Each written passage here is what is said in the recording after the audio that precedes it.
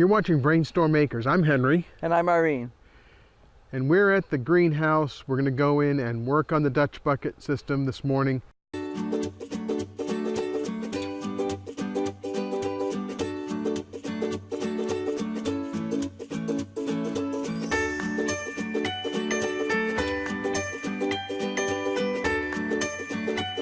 We've been home for 2 days.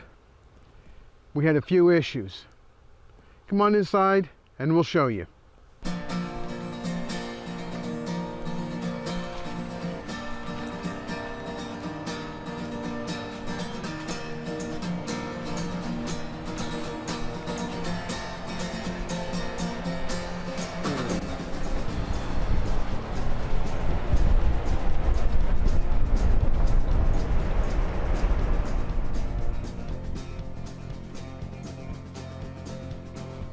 As you can see, the tomatoes didn't fare too well. They did very, very well for a number of weeks. As you can see, they grew all the way up to the top of the greenhouse.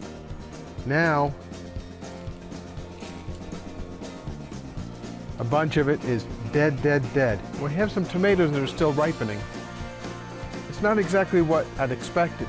What I'd actually expected was to come back and have all the tomatoes dead about here because of the temperatures. Now this system was set up with a reservoir, 7 buckets, an air stone, and pump. The water moved just fine, and we think that the temperature stayed all right most of the time. Now,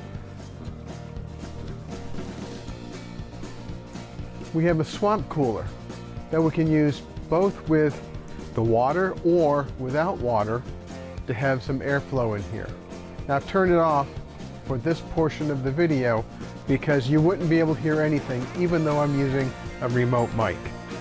It's just really, really loud. Here, I'll turn it on and you can hear.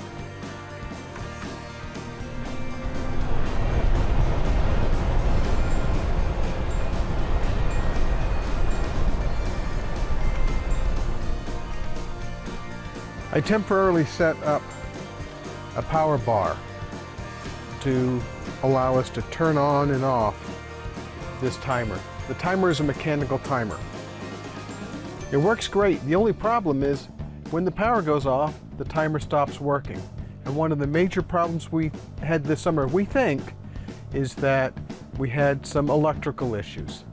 And we think the electrical issues were created by the water pump.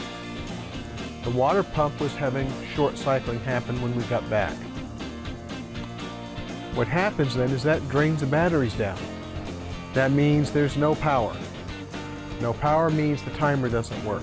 When the timer doesn't work, the pump doesn't run. When the pump doesn't run, the water doesn't cool off at night. And more importantly, the fan stops working. Now, this greenhouse gets really hot without that fan running. It's about 85 degrees outside right now, and I would guess it's about 95 degrees in here once I turn this fan off. It says 107.9 over here. Well, Irene just said it's 107.9, so my guess was way off. So what I'm going to do now is I'm going to go ahead and turn the fan on, and we're going to get to work seeing if we can salvage any of these tomato plants. Ironically enough, the black cherry tomato that is supposed to do well in really cold climates looks like it survived the extreme heat and the lack of water.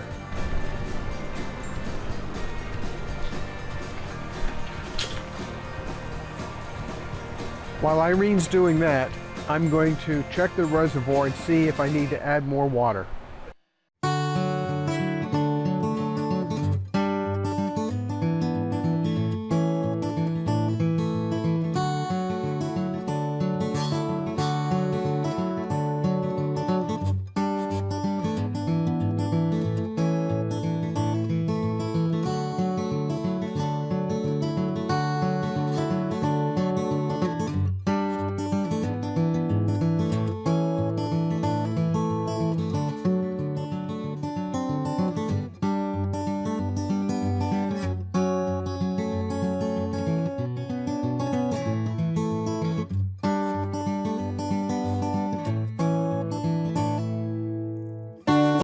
Well, that's about it for the Dutch bucket system.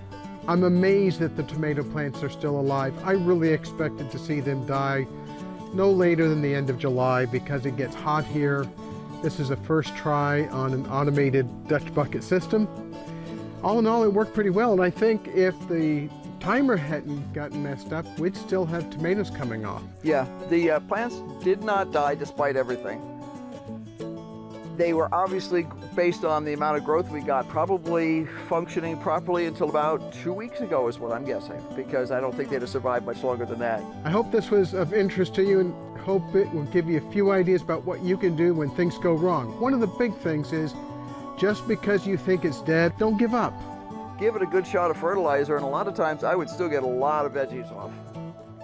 So, I hope this was useful. Thanks for watching. We'll see you next time. Bye. Bye.